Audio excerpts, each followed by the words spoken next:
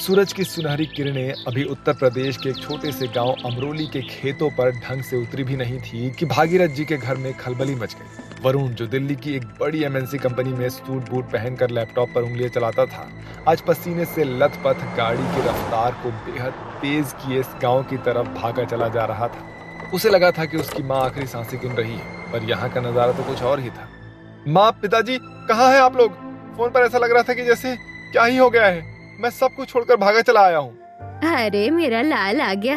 देखिए जी, आ गया हमारा श्रवण कुमार। माँ, आप तो बिल्कुल ठीक दिख रही हो। फोन पर पिताजी तो रो रहे थे। आपकी तबीयत बहुत खराब है। बेटा, तेरी माँ की तबीयत तन से नहीं मन से खराब है, और उसका इलाज केवल एक ही है, तेरी शादी। क्या शादी? पिताजी, अभी मेरी उम्र ही क्या है? मैं अभी अपने करियर पर ध्यान देना चाहता हूँ, और ये तरीका बहुत गलत है। ये झूठ बोलकर बुलाने का क्या तरीका है ये? बेटा, तू शहर में रहकर भूल गया है कि घर में बूढ़े माँ बाप अकेले रहते हैं। हमें भी तो घर में लक्ष्मी चाहिए। माँ, लक्ष्मी चाहिए तो पैसे भेजता हूँ ना मैं, पर शादी अभी नहीं ना। मैं शहर वापस जा रहा हूँ, प्लीज। एक कदम भी आगे नहीं रखेगा वरुण। इस बार तुझे बिना शादी के हम लोग जाने नहीं देंगे शहर, चाहे कुछ भी हो जाए। और वैसे भी मैंने लड़की देख ली है, मेरे पुराने दोस्त की बेटी गौरी। गौरी? नाम से लग रहा है कोई ठेठ देहाती होगी। पिताजी, मैं एक आधुनिक कंपनी में काम करता हूँ। मैं उस गंवार लड़की से शादी कैसे करूंगा? जुबान संभाल वरुण। वो सरल स्वभाव की है, घर का काम करती है, खाना पीना सेवा सत्कार सब कुछ जानती है। बस पढ़ी लिखी नहीं है, पर दिल की बहुत साफ है। वरुण ने लाख मिन्नतें की, बहाने बनाए, वहां तक कि गुस्से में खाना भी छोड़ दिया, लेकिन गांव की जिद के आगे उसकी एक न चली। 2 दिन के भीतर ही ढोल नगाड़े बजने लगे। वरुण को रेशमी शेरवानी पहनाई गई और मंडप में बिठा दिया गया। उसका चेहरा उतरा हुआ था, जैसे किसी कैदी को फांसी के फंदे की ओर ले जाया जा रहा हो। फूलों से सजे कमरे में गौरी घूंघट निकाले बैठी थी। वरुण कमरे में दाखिल हुआ, पर उसके चेहरे पर न खुशी थी और न ही चाहत। आप बैठेंगे नहीं? पानी लाऊं आपके लिए? नहीं, मुझे कुछ नहीं चाहिए। देखो गौरी, ये शादी मेरी मर्जी से बिल्कुल नहीं हुई है। मैं तुम्हें एक पत्नी का दर्जा कभी नहीं दे पाऊंगा। तुम इस घर में रहो, माँ बाप की सेवा करो, बस मुझसे कोई उम्मीद मत रखना। पर वरुण जी, मेरा क्या कसूर है? कसूर तुम्हारा नहीं, इस माहौल का है। मैं शहर का इंसान हूँ, तुम खैर छोड़ो यार। मैं सो रहा हूँ, तुम जमीन पर बिस्तर लगा लेना अपना। करीब 1 हफ्ता बीत गया। वरुण गांव में ऐसे रहता जैसे कोई अजनबी हो। वो गौरी से बात तक नहीं करता। गौरी चुपचाप रसोई को संभालती और वरुण की बेरुखी सहती। तभी एक दोपहर जब वरुण आंगन में अकेला बैठा था, उसके फोन की घंटी बजती है। स्क्रीन पर नाम चमक रहा था, नैना। हेलो। हेलो हस्बैंड जी, आखिर और कितने दिन तक उस बिगड़े गांव में रहने वाले हो? क्या तुम्हें अपनी नैना की याद नहीं आती? जान, मैं बस आने ही वाला हूँ। यहाँ कुछ उलझनों में फंस गया हूँ, बस 2 दिन और। जल्दी आओ वरुण, तुम्हारे बिना ये आलिशान फ्लैट मुझे काटने को दौड़ता है। I love you। I love you too नैना, मैं जल्दी आ रहा हूँ। वरुण ने फोन तो रख दिया, लेकिन उसकी आंखों में एक अजीब सा डर और चालाकी थी। सवाल ये था कि नैना कौन थी? क्या वरुण पहले से ही शादीशुदा था? क्या उसने अपने माता पिता और गौरी दोनों को अंधेरे में रखा था? अगली सुबह की पहली किरण के साथ वरुण ने अपना बैग पैक किया, और गांव की शांति उसे अब चुभने लगी थी, क्योंकि शहर में उसकी दूसरी दुनिया उसका इंतजार कर रही थी। पिताजी, माँ, अब मुझे शहर जाना होगा। बॉस का बार बार फोन आ रहा है। अगर काम नहीं किया तो घर कैसे चलेगा? अरे बेटा, अभी तो हफ्ता भर हुआ है, बहू का क्या होगा? वरुण सही कह रहा है प्रेमलता, काम भी जरूरी है, पर एक शर्त है, तू गौरी को भी अपने साथ ले जाएगा ना? नहीं पिताजी, शहर बहुत महंगा है, वहाँ गौरी का मन नहीं लगेगा। ये यही ठीक है। अगर गौरी साथ नहीं जाएगी तो तू भी नहीं जाएगा, बस बात खत्म। वरुण फिर से फंस गया। वो गौरी को ले जाना नहीं चाहता था, क्योंकि वहां नैना थी, पर उसके पास कोई चारा नहीं था। ट्रेन के सफर में गौरी खिड़की के बाहर उड़ती धूल को देख रही थी और वरुण अपने फोन में डूबा हुआ था। वरुण जी, शहर कैसा होता है? सुना है वहाँ रात को भी सूरज जैसा उजाला रहता है। चुपचाप बैठी रहो, तुम्हारे सवालों का जवाब देने का मूड नहीं है मेरा। और याद रखना, वहां जाकर ज्यादा बोलना मत, वरना मेरी नाक कट जाएगी। दिल्ली रेलवे स्टेशन की भीड़ भाड़ और शोर के बीच जैसे ही ट्रेन रुकी, वरुण के पसीने छूटने लगे। सामने ही नैना खड़ी थी, जो उसे सरप्राइज देने आई थी। वरुण ने खिड़की से देखा, उसने तुरंत गौरी को एक कोने में खड़ा कर दिया। गौरी, तुम यहीं रुको, मैं टैक्सी ढूंढने जा रहा हूँ। जब तक मैं ना आऊँ तुम यहाँ से मत हिलना। जी, मैं यही खड़ी हूँ। वरुण तेजी से बाहर भागा और नैना के गले लग गया, लेकिन गौरी जो पहली बार शहर आई थी डर के मारे वरुण के पीछे पीछे आ गई। उसने देखा कि वरुण एक मेम साहब के हाथ पकड़े खड़ा है। वरुण जी, ये कौन है मेम साहब? वरुण, ये लड़की कौन है और ये तुम्हें नाम से क्यों बुला रही है? नैना, ये वो दरअसल गांव की है, मेरे गांव की है। गांव की है तो तुम्हारे साथ यहाँ क्या कर रही है? अब नैना सुनो ना, उसके माता पिता नहीं रहे तो गांव में अकेली थी, मेरे घर में काम करती थी, तो माँ ने कहा कि इसे साथ ले जाओ। अब वहाँ कोई था नहीं तो मैंने सोचा कि शहर में तुम्हारे काम में हाथ बटा देगी, नौकरानी की तरह ही रहेगी। ओह, यानी तुम मेरे लिए एक परमानेंट मेड लेकर आए हो? कितने स्वीट हो तुम वरुण। मुझे घर के कामों के लिए किसी की जरूरत थी ही। हाँ हाँ, बिल्कुल बिल्कुल। वरुण अब गौरी के पास गया और उसे एक तरफ ले जाकर फुसफुसाया। देखो गौरी, अगर यहाँ रहना है तो एक बात कान खोल कर सुन लो। तुम यहाँ मेरी पत्नी नहीं बल्कि एक नौकरानी बनकर रहोगी। अगर किसी को पता चला कि तुम मेरी पत्नी हो तो मेरी नौकरी चली जाएगी और हम सड़क पर आ जाएंगे, समझी? पर वरुण जी, ये आप क्या कह रहे हैं? चुप, जैसा कहा है वैसा करो वरना वापस गांव भेज दूंगा तुम्हें। बेचारी गौरी अपना सिर झुकाए उसके पीछे पीछे चल देती है। उसे क्या पता था कि जिस पति को वो अपना सर्वस्व मान चुकी थी उसने उसे जीते जी ही नौकरानी का दर्जा दे दिया था। एक ही छत के नीचे अब वरुण अपनी दो पत्नियों के साथ रहता था। एक तरफ नैना थी जिसे वो अपनी आधुनिक पत्नी मानता था और दूसरी तरफ गौरी जो घर का सारा काम करती, खाना बनाती और चुपचाप अपमान का घूंट सह लेती। वरुण अक्सर नैना के साथ कमरे में हंसता बोलता जबकि गौरी रसोई में एक कोने में सोती रहती। गौरी, जरा इधर आओ, ये बेडशीट बदल दो और मेरे लिए ग्रीन टी बना लाओ। जी दीदी, अभी लाई। धीरे धीरे नैना और गौरी में एक बॉन्डिंग बनने लगी। गौरी का भोलापन नैना को भाने लगा, लेकिन जब भी गौरी वरुण के पास जाने की कोशिश करती नैना उसे टोक देती। गौरी, मैंने कितनी बार कहा है कि साहब के कमरे में बिना पूछे मत जाया करो। वो थक कर आते हैं, उन्हें डिस्टर्ब मत किया करो। अपनी सीमा याद रखो। माफ करना दीदी। समय बीता, नैना उदास रहने लगी।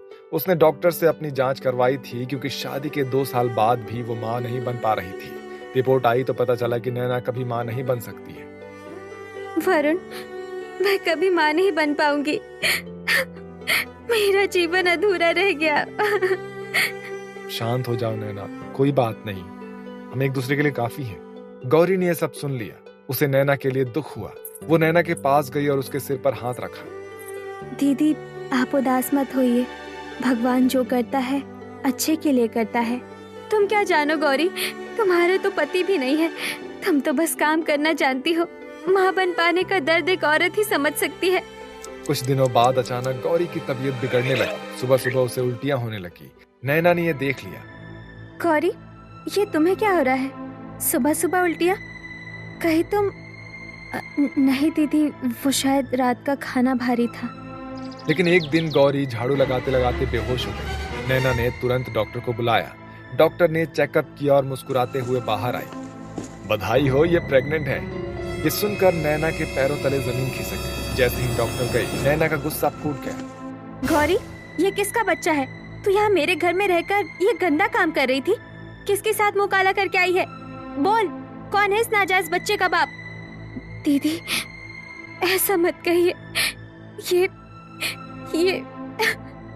चुप रह, मैं अभी तुझे धक्के मारकर घर से निकालती हूँ। तूने मेरे घर को अपवित्र कर दिया। तभी दरवाजा खुला और वरुण अंदर आया। पीछे पीछे भागीरथ और प्रेमलता भी थे जो सरप्राइज देने गांव से आए थे। नैना रुको, क्या तमाशा लगा रखा है?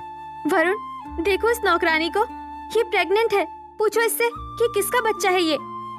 क्या हमारी गौरी माँ बनने वाली है? अरे सुन रहे हो, हम दादा दादी बनने वाले हैं। मुबारक हो वरुण बेटा, तुम पिता बनने वाले हो। क्या दादा दादी? वरुण, ये क्या कह रहे हैं? वरुण, ये शहरी लड़की कौन है और ये इतनी हैरान क्यों है? वरुण और गौरी की शादी तो साल भर पहले ही हो गई थी। नैना को ऐसा लगा कि जैसे किसी ने उसके सीने में खंजर घोंप दिया हो। वो वरुण की तरफ मुड़ी। उसकी आंखों में नफरत और आंसू थे। तो तुम शादीशुदा थे? तुमने मुझे धोखा दिया और इसे यहाँ नौकरानी बनाकर रखा। वरुण, तुम इतने गिर सकते हो? नैना, मैं मजबूर था। माँ बाप की जिद थी और मैं तुम्हें खोना नहीं चाहता था। दीदी, मुझे माफ कर देना। वरुण जी ने मुझे सच बताने से मना किया था। पर यकीन मानिए मेरा इरादा आपको दुख पहुंचाने का नहीं था। तुम दोनों ने मिलकर मेरा मजाक बनाया। मैं यहाँ से जा रही हूँ। नहीं दीदी, आप कहाँ जाएंगी? ये घर आपका है, वरुण जी आपके हैं। मैं तो बस एक गवार बहू हूँ। दीदी, आप माँ नहीं बन सकती, पर ये बच्चा मेरा नहीं, आपका होगा। मैं इसे आपको देकर चली जाऊंगी। आप इसकी असली माँ कहलाएंगी। नैना रुकी। उसने गौरी की आंखों में सच्चाई और त्याग देखा। वो समझ गई थी कि जिस गंवार लड़की को वो तुच्छ समझ रही थी, उसका दिल शहर की किसी भी मॉडर्न लड़की से कहीं ज्यादा बड़ा था। गौरी, मुझे माफ कर दे। मैं कितनी स्वार्थी थी। वरुण ने हम दोनों के साथ गलत किया, पर तूने आज मुझे एक नई जिंदगी दी है। मुझे माफ कर दो तुम दोनों। मैंने अपनी कायरता में तुम दोनों का अपमान किया। अब से इस घर में कोई छिप कर नहीं रहेगा। तुम दोनों ही मेरी पत्नियां हो और इस घर की इज्जत हो। देर आए दुरुस्त आए। अब ये बच्चा इस घर में खुशियां लाएगा। और इस तरह एक अनोखे रिश्ते की शुरुआत हुई, जहां मॉडर्न सौतन और गांव की बहू ने ईर्ष्या को त्याग कर ममता का रास्ता चुना। वरुण ने अपनी गलती सुधारी और वो घर जो झूठ की बुनियाद पर खड़ा था, अब सच और प्रेम की महक से गूंजने लगा। और इस तरह से वो सभी लोग खुशी खुशी रहने लगे।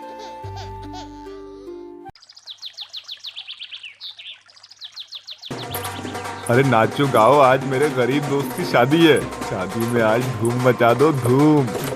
अरे अशोक भाई, बस भी करो। नहीं भाई, आज तो मैं तेरी एक भी नहीं सुनूंगा। अरे नाचो भाई नाचो। आज मेरे यार की शादी है, आज मेरे यार की शादी है। ओ यार की शादी है, आज मेरे यार की शादी है। हरिया बैलगाड़ी से अपनी बारात में जा रहा था और उसके कुछ दोस्त बैलगाड़ी के आगे नाच रहे थे। कुछ देर बाद हरिया अपने ससुराल पहुंच जाता है।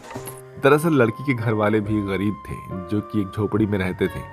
इस तरह कैसे भी करके दोनों की शादी हो जाती है और अगली सुबह हरिया अपनी पत्नी गीता को बैलगाड़ी में बैठाकर अपने घर की ओर चल देता है। ऐसे ही चलते चलते काफी समय हो जाता है और गीता को प्यास लग जाती है, जिसके बाद वो अपने पति हरिया से बोलती है, अजी सुनिए ना, अभी हमें अपने घर जाने में कितना समय लगेगा? मुझे बहुत तेज प्यास लग रही है। अच्छा ऐसी बात है, अब थोड़ी दूर और चलते हैं, आगे एक नदी मिलेगी, वहाँ पर तुम्हें पानी पिला दूंगा। ठीक है जी। वैसे हम ये स्टेशन की ओर क्यों जा रहे हैं? क्या मेरा ससुराल स्टेशन की तरफ है? हाँ गीता, तुम ये समझ लेना, स्टेशन ही तुम्हारा ससुराल है। मैं कुछ समझी नहीं। कोई बात नहीं, चलो वहाँ पहुँचकर सब समझ जाओगे।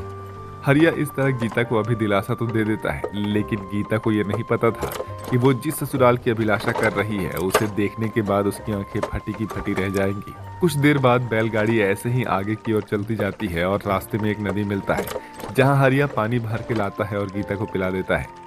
इसके बाद फिर से बैलगाड़ी आगे की ओर चलने लगती है। कुछ घंटे के बाद बैलगाड़ी एक ट्रेन की पटरी के पास आकर रुक जाती है, जहाँ एक पुरानी ट्रेन की बोगी खड़ी होती है।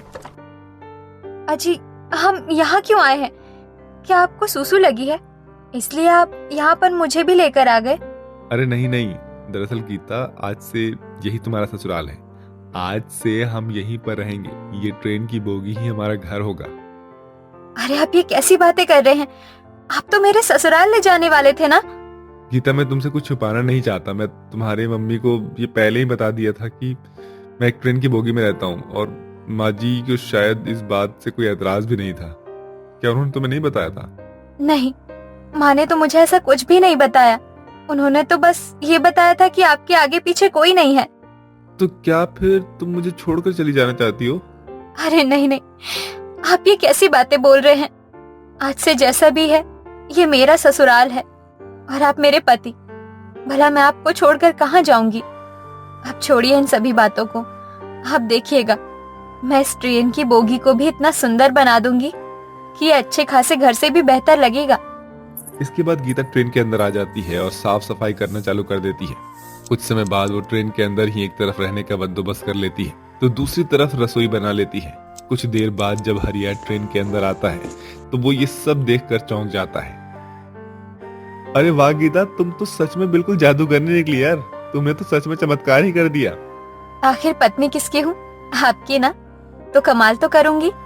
ऐसा कहकर गीता जोर जोर से हंसने लगती है। इसके बाद हरिया और गीता की सुहाग रात थी। दोनों सुहाग रात मनाते हैं और ऐसे ही अगली सुबह हो जाती है। दोनों पति पत्नी सुबह उठ जाते हैं, जहां हरिया गीता से कहता है, देखो गीता, मैं स्टेशन पर जा रहा हूँ। स्टेशन के शौचालय की सारी देखभाल मेरे पर ही है। उसके साफ सफाई से लेकर उसकी सारी मेंटेनेंस तक, साथ ही स्टेशन पर कोई गंदगी होती है तो वो भी मुझे ही साफ करना होता है। अब इससे मेरी ज्यादा कमाई तो नहीं हो पाती है, लेकिन जो भी हो हमारा परिवार तो इससे चल ही जाएगा।